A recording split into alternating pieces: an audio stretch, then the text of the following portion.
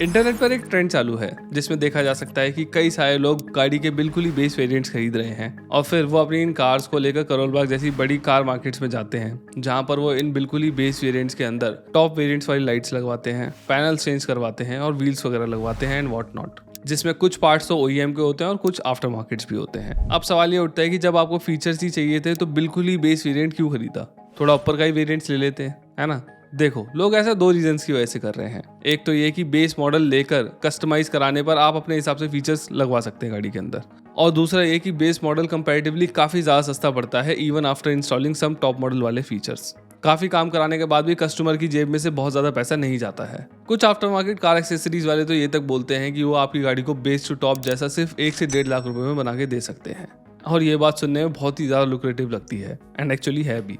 इतना ज़्यादा लुक्रेटिव है, लेकिन फिर भी मैं इस बेस टू टॉप वाले ट्रेंड को ज़्यादातर लोगों को रिकमेंड नहीं करता हूँ। लेकिन ऐसा क्यों? मैं तो खुद मॉडिफाइड कार्स पे बहुत सारी वीडियोस बना चुका हूँ, फिर मैं ऐसा क्यों बोल रहा हूँ?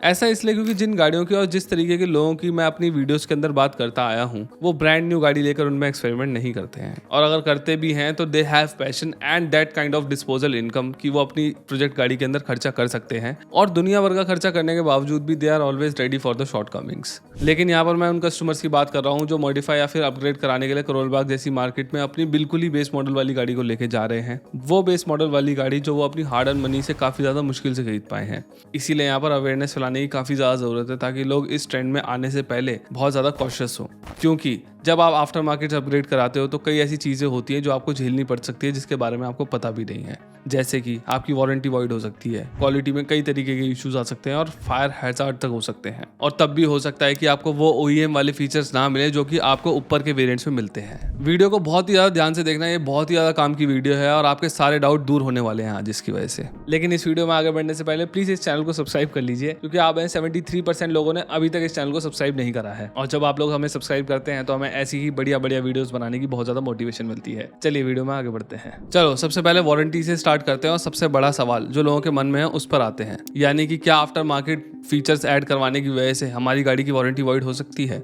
देखो, अगर आप वही बेस टू टॉप वेरिएंट वाले ट्रेंड को फॉलो करते हुए अपनी हेलोजन लाइट्स को टॉप वेरिएंट वाली LED सेटअप वाली लाइट से रिप्लेस कराते हो, OEM वाली फॉग लाइट्स लगवा रहे हो, या फिर कोई भी ऐसा पार्ट डलवा रहे हो जो कि OEM स्पेसिफिकेशन का है और आपकी गाड़ी के लिए ही बनाया गया है, मतलब कि सेम कार मॉडल के टॉप वेरिएंट में वो पार्ट आता है, और अगर आप उसको फिट करवाने के लिए कोई भी वायर वगैरह कट नहीं करवा रहे हो, कपलर्स वगैरह का सहारा ले रहे हो उसके लिए, तो इस कंडीशन में आपकी वारंटी वॉइड नहीं होगी। लेकिन अक्सर ऐसा देखने को मिलता है कि कम एक्सपीरियंस के कार एक्सेसरीज वाले इन बातों का ध्यान ज़्यादा रखते नहीं हैं और वायर्स वगैरह काट देते हैं, या जो रिले वगैरह होती है वो आफ्टर मार्केट की लगा देते हैं, और अगर वो ऐसा करते हैं तो आपकी वारंटी खतरे में आ सकती है डेफिनेटली। अब ये तो मैं उन पार्ट्स की बात कर रहा था जो कि OEM वाले होते हैं, लेकिन अगर आप थर्ड पार्टी सप्लायर के पार्ट्स लगवाओ, मान लो आप हाई पावर आंख चुंदी आने वाली फॉग लाइट्स लगवाते हो या फिर हॉर्न लगवाते हो, इस तरीके के कोई भी आफ्टर मार्केट पार्ट लगवाने से क्या आपकी वारंटी वॉइड होगी? देखो, ये थोड़ा सा ग्रे एरिया है, क्योंकि वैसे तो कई दुकान वाले आपको कपलर वगैरह लगा के लाइट्स सेट करके देते हैं, कोई भी तार वगैरह नहीं काटते, लेकिन इसके बावजूद भी सर्विस सेंटर वाले वारंटी में काम करने से आपको मना कर सकते हैं, क्योंकि एक तो लाइट OEM की नहीं है, और अगर जो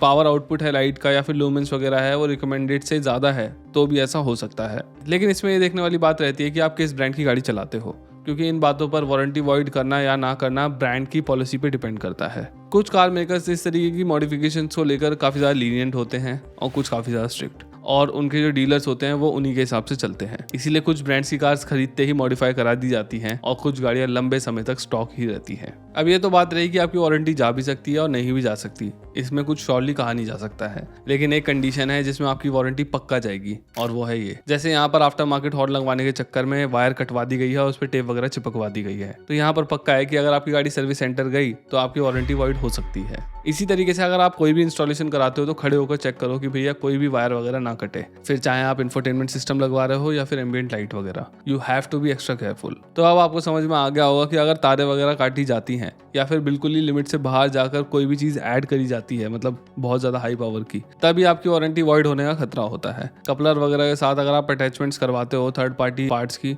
तो वारंटी वॉइड होने का खतरा कम होता है, और अगर आप OEM वाले पार्ट्स ही लगवाते हो तो आपकी वारंटी वॉइड होने का खतरा ना के बराबर होता है। अब बेशक OEM पार्ट्स के चलते वारंटी के इतने ज़्यादा इश्यूज नहीं आएंगे, लेकिन फिर भी क्या आप आपको लगता है कि ये जो पार्ट्स लगाए जा रहे हैं ये OEM लेवल की फिट एंड फिनिश के साथ ही लगाए जाएंगे जैसे कि कार के प्लांट्स में लगाए जाते हैं? देखो, जब आप बाहर काम करवाते हो तो एक बड़ा रिस्क बैड क्वालिटी वर्क का भी होता है। जरूरी नहीं है कि जो चीज आप कार एक्सेसरी वाले से लगवा रहे हो वो OEM वाली फिनिश के साथ ही लगा कर दे। एंड एक्चुअली कई केसेस में कस्टमर सेटिस्फाइड भी फील नहीं करते हैं इन दुकानों से काम करवाने के बाद। मैं क्या बोलना चाह रहा हूँ उसे मैं आपको कुछ करोल बाग वाली एक्सेसरी शॉप्स की गूगल रेटिंग से समझाता हूँ। मैं इनके नाम वगैरह छुपा रहा हूँ क्योंकि मेरा कोई पर्सनली इनको डिफेम वगैरह करने का इरादा बिल्कुल भी नहीं है। जैसे इसे देखो, ये एक करोल बाग की पॉपुलर दुकान है लेकिन फिर भी इसको स्टार रेटिंग सिर्फ 2.7 आउट ऑफ 5 ही मिली है। वैसे इसमें कई लोगों ने इनको 5 स्टार तो दिए हैं लेकिन उससे भी ज्यादा इनको 1 स्टार्स दिए गए हैं। इसके अलावा अगर आप इस दुकान को देखो तो इसको 2.4 स्टार्स मिले हैं, इसको 3 स्टार्स मिले हैं और इसको 3.1 स्टार्स मिले हैं। लेकिन ऐसा क्यों? अगर मैं कुछ मोस्ट पॉपुलर दुकानों की लिस्टिंग पर आऊं और उनके कमेंट्स पढूं तो मुझे 2 वर्ड्स सबसे ज्यादा कॉमनली यूज्ड होते हुए दिखाई देते हैं। एक तो है क्वालिटी इशू और दूसरा है बैड बिहेवियर। जैसे कि एक व्यक्ति ने बोला है कि स्टाफ केयरलेस है। उन्होंने लिखा है कि गाड़ी में कोई भी काम होता है तो पार्ट्स जो खोले जाते हैं उनको वैसे ही छोड़ दिया जाता है, वापस लगाते ही नहीं है। फिर किसी ने ये लिखा है कि कार डेकोर वालों ने उनकी गाड़ी की पूरी वायरिंग ही खराब कर दी है। गूगल ने इस दुकान को पूरा का पूरा एक सेगमेंट इनके बिहेवियर के लिए डेडिकेटेड कर दिया है क्योंकि कई लोगों ने इनके एम्प्लॉयज के बिहेवियर को लेकर काफी ज्यादा बुराइयां करी हैं। और ये सब सिर्फ एक शॉप को लेकर नहीं है, ऐसी जितनी भी लो रेटिंग वाली शॉप्स है ना उनके रिव्यूज में लोगों ने क्वालिटी, वर्कमैनशिप और बिहेवियर को लेकर शिकायतें करी हैं। और इसके पीछे जो सबसे बड़ा रीजन है ना वो है स्टाफ की प्रोफिशिएंसी और ट्रेनिंग में कमी। देखो, कोई भी ब्रांड जब अपने आउटलेट के लिए हायरिंग करता है तो बेसिक टेक्निकल एजुकेशन और वर्क एक्सपर्टीज जैसे क्राइटेरिया सेट करे जाते हैं। जैसे टेक्नीशियन या फिर मैकेनिक के तौर पर ज्वाइन करने के लिए ITI करी होनी चाहिए, कुछ वर्क एक्सपीरियंस भी होना चाहिए। इसके बाद जब हायरिंग कर ली जाती है तो कंपनी अपने टेक्नीशियंस को SOP समझाती है अपनी जितनी भी होती हैं। फिर रीजनल ट्रेनिंग होती है कंपनीज के मास्टर ट्रेनर्स के अंडर। एंड देन किसी टेक्नीशियन या फिर मैकेनिक को आपकी गाड़ी पर हाथ लगाने दिया जाता है। यानी सर्विस सेंटर वाले आपकी गाड़ी को टेस्ट ग्राउंड नहीं बनाते हैं किसी नौसिखिए के लिए। लेकिन वहीं लोकल शॉप्स में क्या होता है, ज्वाइन करते के साथ ही बंदा आपकी गाड़ी पर हाथ साफ करना चालू कर देता है और इससे होती है फोर्स फिटिंग और जुगाड़ू काम, और इसीलिए आप इतनी ज्यादा कंप्लेंट्स देख पा रहे हो। अब ऐसा भी नहीं है कि सारी शॉप्स खराब ही काम कर रही हैं। कई शॉप्स की रेटिंग बहुत ही ज़्यादा अच्छी है, लेकिन जो रिव्यूज़ हैं वो फेक हैं या फिर रियल, मैं वो आपके ऊपर छोड़ता हूँ। भाषा पढ़ो, रिव्यू को ढंग से देखो और जज करो, और अगर लगे कि ये जेन्युइन लोग हैं तभी उनसे काम कराओ। क्योंकि खराब जगह से काम कराने पर आपकी गाड़ी में रैटलिंग नॉइज भी आ सकती है, पैनल निकल के गिर भी सकते हैं, और हो सकता है कि जो सामान लगाया गया है वो टाइम से पहले खराब हो जाए या फिर उसकी वजह से कुछ और खराब हो जाए। एंड वर्स्ट ऑफ ऑल, हो सकता है कि आपकी गाड़ी में आग तक लग जाए। आपने सुना होगा कि जब भी किसी गाड़ी के अंदर आग लगती है तो सबसे पहले उंगली उठती है शॉर्ट सर्किट पर। वो शॉर्ट सर्किट जो आफ्टर मार्केट काम कराने की वजह से होते हैं। जैसे कि एक 6 महीने पुरानी महिंद्रा XUV 700 के अंदर आग लगी तो उसके ओनर ने तो ये बोला कि भैया गाड़ी पूरी की पूरी स्टॉक थी। लेकिन महिंद्रा की इन्वेस्टिगेशन में सामने आया कि गाड़ी के अंदर एम्बिएंट लाइटिंग लगवाई गई थी, जिसमें जो इलेक्ट्रिक वायर थी उसने गर्म होकर आग पकड़ ली, जिसकी वजह से गाड़ी के अंदर आग लग गई। वैसे ही जब एक नेक्सॉन EV के अंदर आग लगी तो टाटा की इन्वेस्टिगेशन में पता लगा कि गाड़ी के अंदर अनऑथराइज काम करवाया गया था, इसीलिए गाड़ी के अंदर आग लगी। और ऐसे ही कई और भी आग लगने वाले केसेस हैं जिनमें ब्रांड्स अपनी इन्वेस्टिगेशन में कार में लगे आफ्टर मार्केट पार्ट्स या फिर वायरिंग वगैरह को दोष देते हैं शॉर्ट सर्किट वगैरह के लिए। SIAM की 2013 की रिपोर्ट के मुताबिक 50% तक होने वाले फायर इंसिडेंट्स का रीजन आफ्टर मार्केट पार्ट्स या फिर मॉड्स वगैरह ही होते हैं। फिर वो चाहे हाई वोल्टेज की लाइट्स हो या फिर स्पीकर हो या फिर एम्पलीफायर या फिर उनको फिट करने के लिए उनमें लगाई गई तारें, इनकी वजह से आग लगती है SIAM के हिसाब से। अब ये तो 2013 की रिपोर्ट थी, लेकिन अगर हम 2020 का इंडिया एक्सप्रेस का आर्टिकल पढ़ें तो ये जो परसेंटेज है ना ये बहुत ही ज़्यादा बढ़ जाती है। कुलदीप सिंह जो कि पहले टाटा जैगुआर के अंदर टेक्निकल हेड थे, उनका कहना था कि 95% जो केसेस होते हैं आग लगने वाले उनमें गलती आफ्टर मार्केट मॉड्स की ही होती है। और ऐसे ही कई केसेस हमने अभी थोड़ी देर पहले देखे भी हैं। अब देखो, मैं इन सभी केसेस के आउटकम से पूरी तरीके से भरोसा नहीं करता हूँ। ब्रांड्स अपनी इज्जत बचाने के लिए और इंश्योरेंस कंपनीज अपना पैसा बचाने के लिए तुरंत आफ्टर मार्केट पार्ट्स के ऊपर दोष डाल देती हैं। तो हर केस सही नहीं है, लेकिन इस बात से इनकार भी नहीं किया जा सकता है कि पतली वायर्स की वजह से आग लगने का खतरा बहुत ज्यादा बढ़ जाता है। कार्स में पावर आउटपुट के हिसाब से ही वायर्स लगाई जाती हैं। कार का वायर हार्नेस भी गाड़ी के इंजन की तरह ही बहुत ज्यादा एक्सपीरियंस्ड इंजीनियर्स द्वारा डिजाइन किया जाता है। इस बात का ठीक से ध्यान रखा जाता है कि कितने गेज की वायर लगाई जा रही है ताकि थर्मल इंसिडेंट्स ना हो। वहीं कुछ लोकल शॉप्स के अंदर इन बातों का ध्यान नहीं रखा जाता है और उसका रिजल्ट या तो पिघली हुई तारें होती हैं या फिर आग।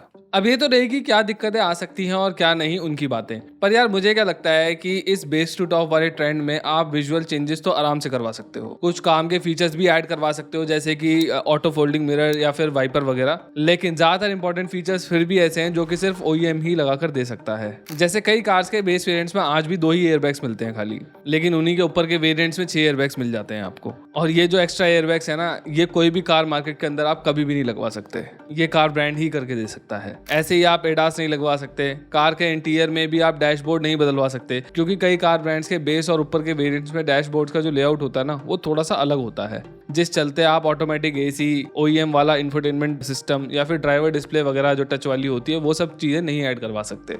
ऐसे ही आप क्रूज कंट्रोल भी ऐड नहीं करवा सकते। इसके अलावा आप जब स्टीयरिंग माउंटेड कंट्रोल्स वाला स्टीयरिंग व्हील अपने बेस वेरिएंट के अंदर ऐड करवाते हैं तो कई सारे ऐसे फीचर्स होते हैं जो आप स्टीयरिंग में दिए गए बटन से कंट्रोल ही नहीं कर पाते हो, और कई केसेस में तो इंफोटेनमेंट स्क्रीन तक आपके अपग्रेडेड स्टीयरिंग व्हील से नहीं चलती हैं। ऐसी ही कई सारी दिक्कतें और भी आती हैं बेस वेरिएंट को टॉप वेरिएंट के अंदर कन्वर्ट करते टाइम, और इसीलिए जब भी मैं नो नॉनसेंस फीचर्स वाले वेरिएंट्स पर वीडियोस बनाता हूं तो ऐसा बहुत ही रेयरली होता है कि मैं बिल्कुल बेस वेरिएंट को सजेस्ट करूं अपनी वीडियो के अंदर, क्योंकि बहुत सारे इंपॉर्टेंट फीचर्स ऐसे हैं जो उनके अंदर नहीं मिलते हैं और उनको आप बाहर से भी अपग्रेड नहीं करवा सकते हो।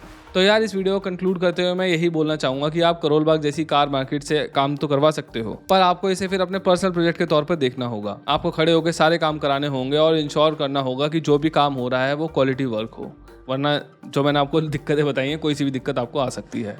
Also as I said before, base variant के अंदर ऊपर के वेरिएंट के कई सारे इंपॉर्टेंट फीचर्स नहीं मिलते हैं, खासकर जो सेफ्टी वाले इंपॉर्टेंट फीचर्स होते हैं वो तो बिल्कुल भी नहीं मिलते हैं। तो इस चीज का बहुत ज्यादा ध्यान रखना पड़ेगा, क्योंकि सेफ्टी से कॉम्प्रोमाइज बिल्कुल भी नहीं करना चाहिए। तो इस वीडियो में बस इतना ही। अगर आपको मेरी वीडियो पसंद आई तो please consider subscribing to our channel. इस वीडियो को लाइक करिए, शेयर करिए और कमेंट्स में अपने विचार जरूर छोड़िए।